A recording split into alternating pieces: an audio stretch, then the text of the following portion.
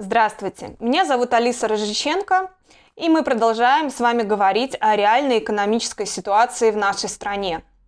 Тема сегодняшнего видео родилась именно благодаря вам и вашей обратной связи на прошлое видео. Спасибо вам огромное за вашу активность. Я услышала вас, все, что вы писали в комментариях, и ваши просьбы о том, что мы должны рассчитывать и расходы также, да, что не очень корректно говорить просто о голых цифрах, о номинально начисленной зарплате, потому что оттуда нужно вычитать налоги, медицинское страхование, затраты на еду и так далее, и так далее. И, в принципе, я это сделала. Для примера я взяла семью из 3 человек. Папа работает в нефтехимической промышленности, мама работает учительницей в обычной государственной школе, и в семье есть 6-летний ребенок, который пошел в школу. Вот для такой семьи я рассчитала все затраты. Для того, чтобы нам рассчитать реальный доход семьи, нам необходимо из номинальной начисленной заработной платы вычесть налоги и все обязательные взносы в ФСЗН. В Беларуси в среднем налоговая нагрузка составляет порядка 48%, из которых 13% это подоходный налог и 35% это обязательные взносы в ФСЗН. Чистый доход можно рассчитать, вычев из номинальной зарплаты 14%, 13% подоходного налога и 1% выплаты ФСЗН. Остальные выплаты ФСЗН ложатся на плечи работодателя. То есть любому работодателю в Беларуси для того, чтобы нанять сотрудника, нужно понимать, что нужно платить 135% от его зарплаты. Не 100% зарплату, которую он обещал сотруднику, а 135%. Это почти в 1,5 раза больше. Это нужно обязательно учитывать. В Беларуси, как и в других европейских странах, существуют налоговые льготы, да, которые уменьшают налоговую базу. Налоговые льготы, например, предоставляются семьям, да, или родителям работающим, у которых есть несовершеннолетние дети. И такой налоговый вычет в Беларуси на 2 родителей составит 74 рубля в месяц. Получаем, что чистый доход семьи, промышленника и учительницы в Беларуси составит 2591 рубль. Такая же семья в Польше может получить чистый доход в размере 5362 рублей. В Германии зарплата такой семьи, чистый доход, да, реальный, составит 18 878 рублей. Это огромная сумма на самом деле, и даже для Германии это очень хороший заработок. Но мы тоже должны понимать, что в Германии, кроме еще подоходных налогов, существует церковный налог. Он составляет 8-9% для всех католиков и протестантов. Существует налог солидарности 5,5%, за счет которого восстанавливают бывшие земли ГДР. Страхование по безработице, страхование по уходу за больным в случае инвалидности и так далее. И, естественно, медицинское страхование.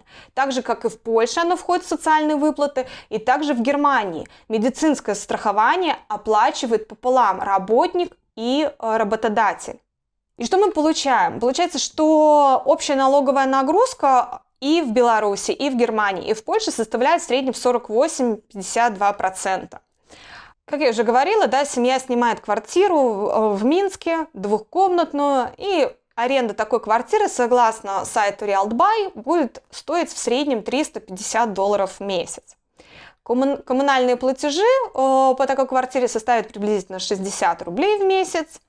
И получается, что ежемесячный расход такой семьи на жилье вместе с коммунальными составит порядка 945 белорусских рублей. Или 36% от реального дохода семьи. 36%.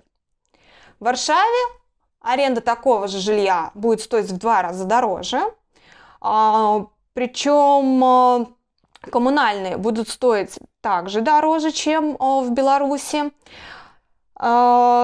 Почти в 3 раза, да, и в процентном соотношении к доходу расходы на жилье в Варшаве составят приблизительно такую же сумму, как и в Беларуси, 34%, да, чуть меньше, чем в Беларуси.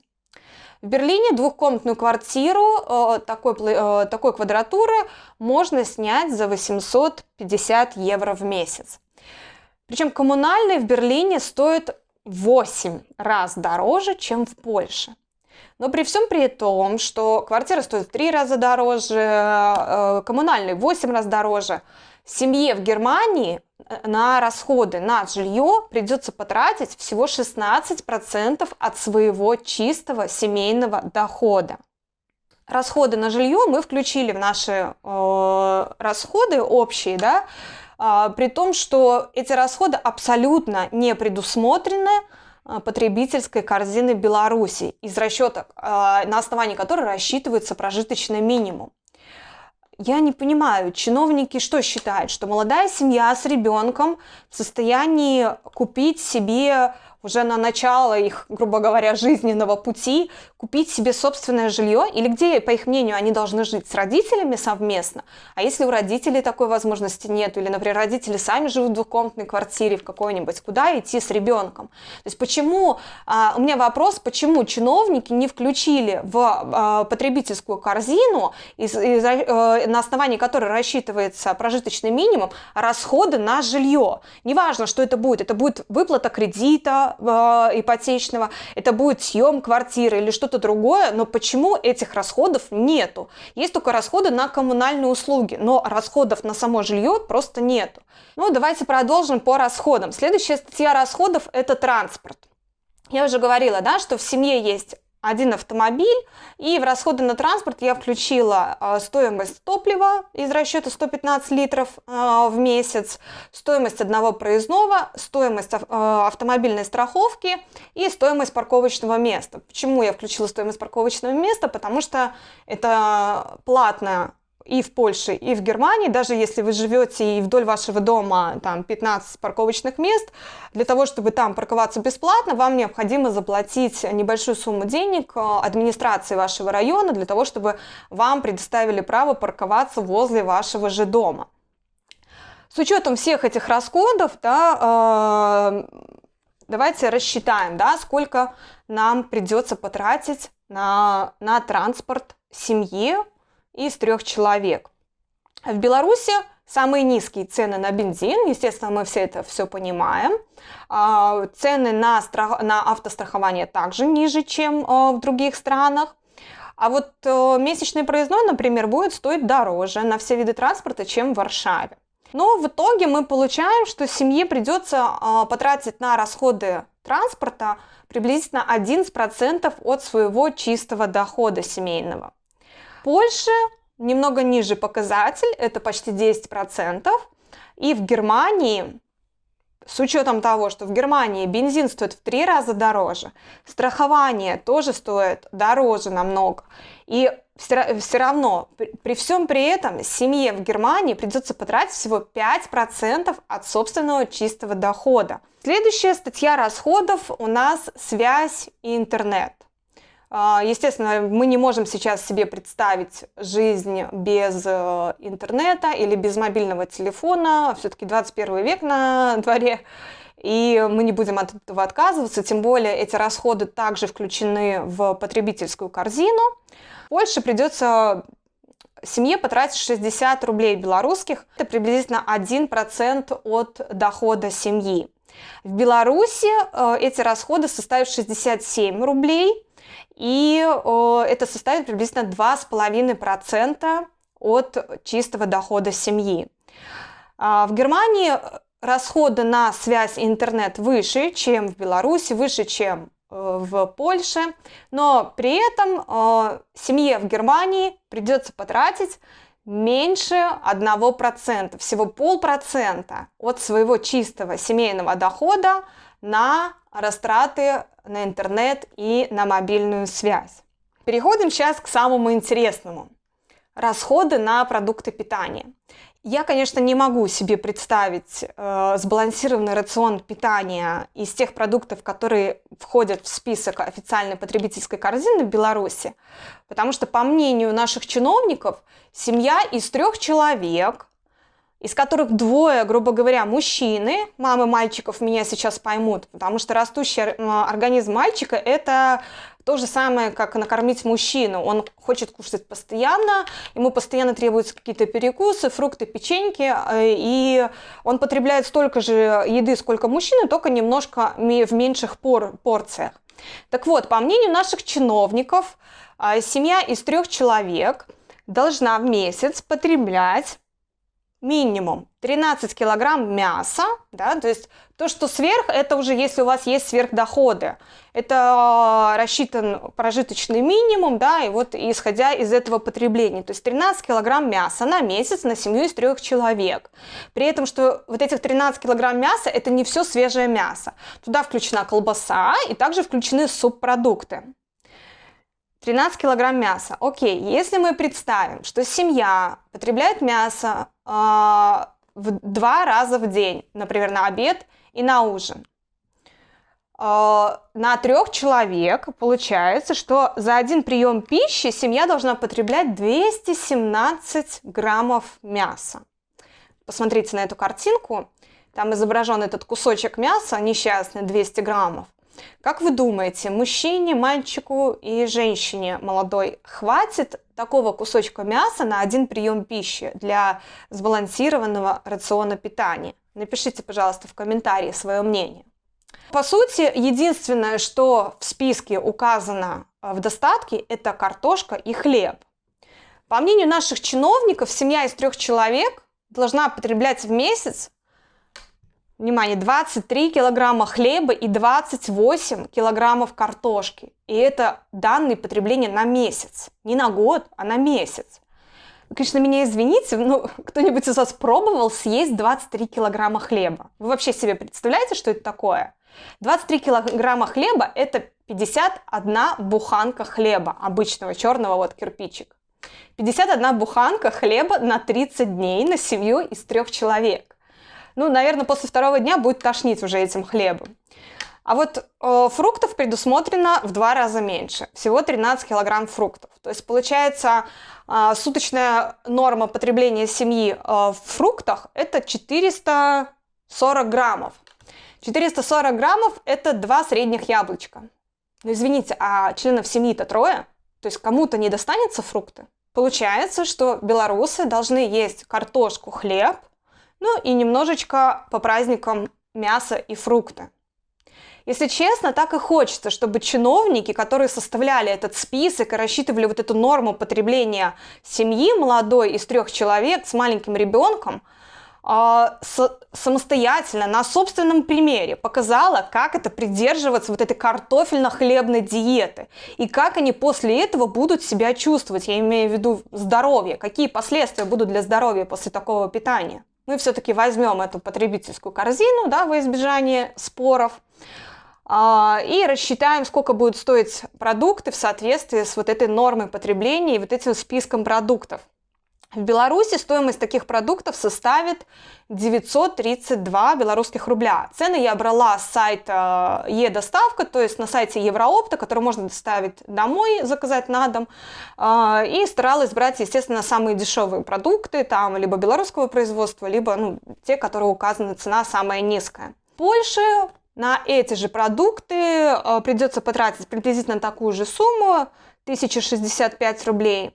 Но сумма немножко отличается, она немного больше, чем в Беларуси, но при этом нужно понимать, что, например, хлеб в Польше стоит в 4,5 раза дороже, чем в Беларуси. То есть, учитывая, что, по мнению чиновников, семья из 3 человек должна съедать 23 килограмма хлеба в месяц, то, естественно, мы получаем сумму выше. То есть, если мы составим немного другой список и другую норму потребления рассчитаем, то, возможно, цифры в Польше будут намного ниже, чем расходы семьи в Беларуси на продукты питания. И расходы на продукты питания в Польше составят приблизительно 19% от реальных их доходов. А вот в Германии продукты, естественно, стоят намного дороже, чем в Беларуси, в том числе и хлеб. Хлеб там стоит почти в 8 раз дороже, да, чем в Беларуси. Но при всем при этом эти расходы составят всего 9% от чистого дохода семьи в Германии. 9%. Как вы думаете, что вы сейчас видите на экране? 1/3 банку Ферри, 2,5 куска мыла,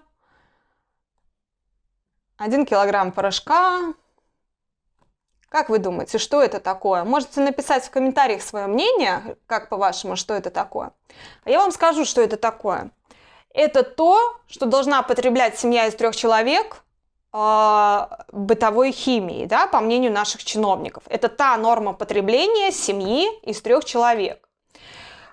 В потребительской корзине белорусской не предусмотрено, что семья пользуется, извините меня, туалетной бумагой, что женщине нужны личные гигиенические средства, что ребенку, например, нужен детский шампунь, или, например, что нужно какие-то средства дополнительные для мытья полов, мытья унитаза, или какие-то дезинфекторы, которые, да, так актуальны в период пандемии.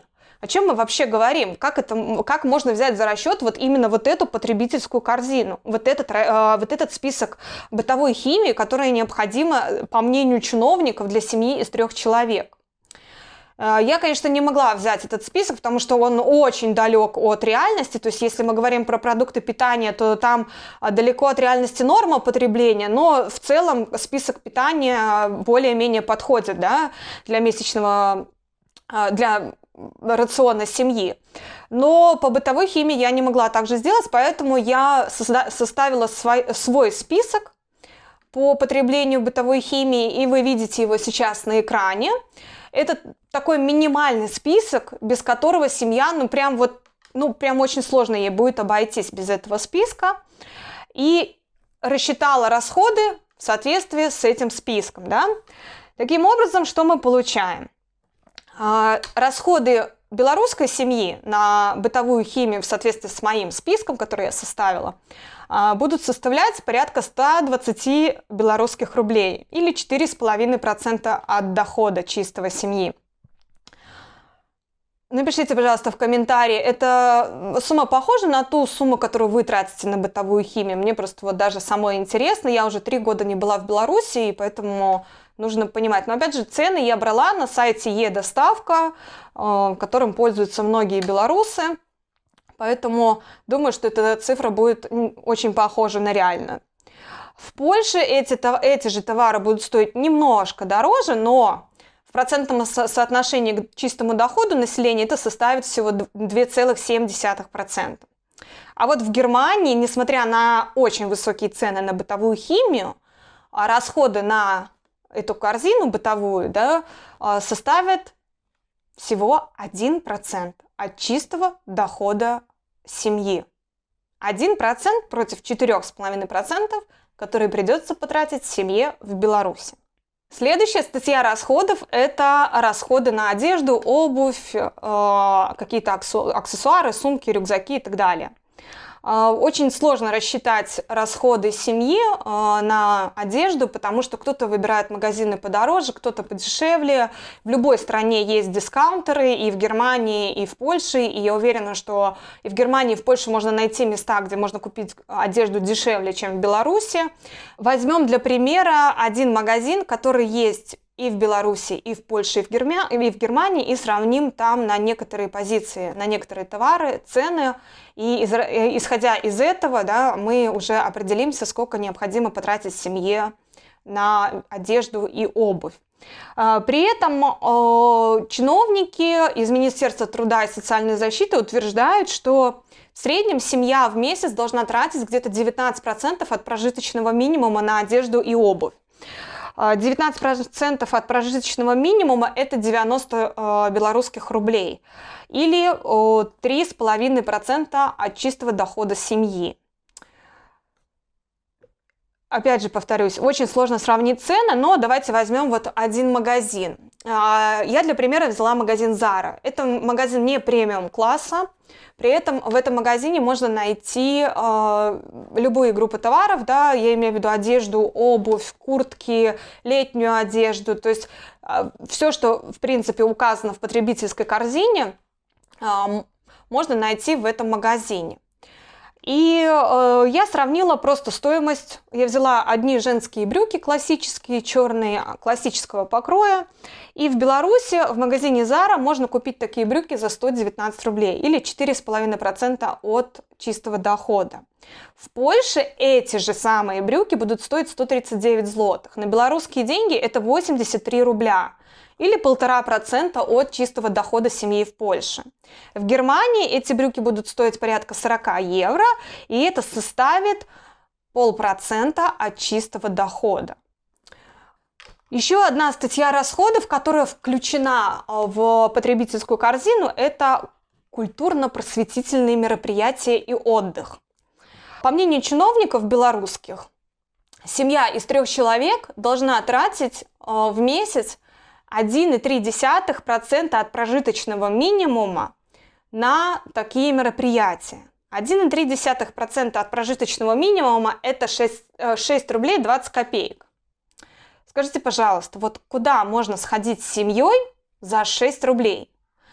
Ну, разве что походить вокруг кинотеатра, и то, если у вас будет одежда красно-белого цвета, вы еще и штраф получите за это. Поэтому я, опять же, не брала для расчета эти цифры, я рассчитала собственное потребление, собственные растраты, да, на культурно-массовые мероприятия и отдых для такой семьи и предположила, что хотя бы раз в месяц семья посещает то или иное мероприятие. Для расчета средней стоимости таких мероприятий я взяла один поход в кинотеатр для семьи, один поход в театр и один поход в аквапарк. Мы взяли вот в среднем вот этих 3 объекта посещения для семьи и рассчитали стоимость билетов на эти мероприятия и потом поделили их на 3 и получили какую-то среднюю цену, средний расход, который должна тратить семья в месяц на такие мероприятия. Так вот, стоимость, например, похода в кинотеатр для белорусской семьи будет составлять 24 рубля. И цены в Беларуси на кинотеатры одни из самых дешевых, то есть по сравнению с Польшей, например, или с Германией.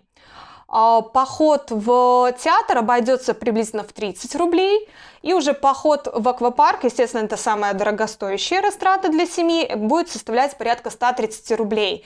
И таким образом мы получаем, что средняя стоимость расходов на культурно-просветительные мероприятия будет составлять приблизительно 60 рублей в месяц у белорусской семьи, или чуть более 2% от чистого дохода. В Польше стоимость одного билета в кинотеатр составляет 15 злотых, то есть на семью получается приблизительно 27 рублей. Аквапарк стоит немного дороже, чем в Беларуси, порядка 156 рублей. И театр будет стоить столько же, сколько и аквапарка. То есть чувствуете разницу? 30 рублей в Беларуси и 150 рублей в Польше, да, стоимость театра. И все равно при всем при этом семье в Польше придется потратить всего 2% от своего чистого дохода. В Германии все эти мероприятия стоят дороже всего, но при этом, при всем, в Германии придется потратить всего 0,63% от чистого дохода семьи. На данный момент, вот учитывая все эти расходы от семейного бюджета, от реальных расходов, от реальных доходов белорусской семьи, остается всего лишь 72 белорусских рубля. Но мы не учли еще тут расходы на мебель, бытовую технику, расходы на кредиты, которые имеет каждый второй белорус, расходы например, на канцелярские принадлежности для ребенка в школу, расходы на медикаменты, расходы на кружки дополнительные ребенку, да, по развитию, там, музыка, спорт, танцы, ну, неважно, чем ребенок занимается, но все равно за это нужно доплачивать отдельно. В Беларуси не существует каких-то бесплатных, да, мест, где ребенок может получить хорошее дополнительное образование. То есть вот мы не учли все эти расходы, а денег уже не осталось из доходов белорусской семьи. При том, что промышленник имеет одну из самых высоких зарплат по меркам Беларуси. То есть больше его получает только айтишник в Беларуси. То есть что получается? Одни из самых высокооплачиваемых профессий имеют доход такой, что им даже не хватает купить лекарства и купить ребенку краски с альбомом в школу. Ну, получается так. В Польше, учитывая все расходы, о которых мы говорили выше, да, остается порядка 30% от чистого дохода.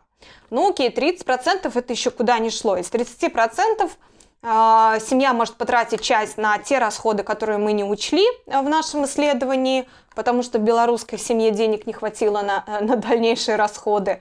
Это, конечно, не смешно, тут плакать хочется, но это уже истерический смех, извините, потому что этот ужас невозможно воспринимать нормально. То есть часть семья потратит на какие-то расходы, которые мы не учли, и часть семья сможет отложить, например, на отпуск летом. Да? Вот в Германии, при всем том, что там на все абсолютно цены дороже в 3, в 4, в 5 раз выше цены, на продукты, жилье, транспорт и так далее, остается от чистого дохода 67% или 12 648 рублей. То есть семья в Германии, в которой папа работает промышленником, мама работает простой учительницей, они получают небольшое пособие на ребенка, остается порядка 4000 евро в месяц. То есть семья в Германии может позволить себе отпуск каждый месяц или покупать, например, какую-то подержанную машину ежемесячно. Я подготовила этот выпуск для того, чтобы вы, белорусы, не позволяли пудрить вам мозги. Потому что я увидела очень много комментариев о том, что люди возмущаются: вот, там такая дорогая медицинская страховка, там такие дорогие расходы, высокие расходы на жилье. Да, там все это стоит дороже, чем в Беларуси. Медицинскую страховку, я уже говорила, что выплачивает работодатель за работника. Конечно, если вы не работаете, или вы работаете, например, вы бизнесмен или частный предприниматель, страховка будет стоить намного дороже для вас, чем платит работодатель. Но если вы без работы, вам платят социальное пособие, и вы не обязаны платить медицинское страхование со своего кармана. За вас будут это платить социальные службы страны. Поэтому не нужно позволять пудрить себе мозги о том, что где-то там на Западе огромные расходы. Нет, мы вот конкретно, наглядно видим, что у семьи в Германии при всех тех же расходах, как и в Беларуси, остается 60% от их чистого дохода. Теперь вы понимаете, что мы живем так плохо только потому, что мы продолжаем позволять существующей власти править в нашей стране. Стачка – это единственный безопасный и мирный способ высказать свое недовольство сегодняшней властью. Подписывайтесь на наш канал, ставьте лайки и пишите комментарии. До новых встреч!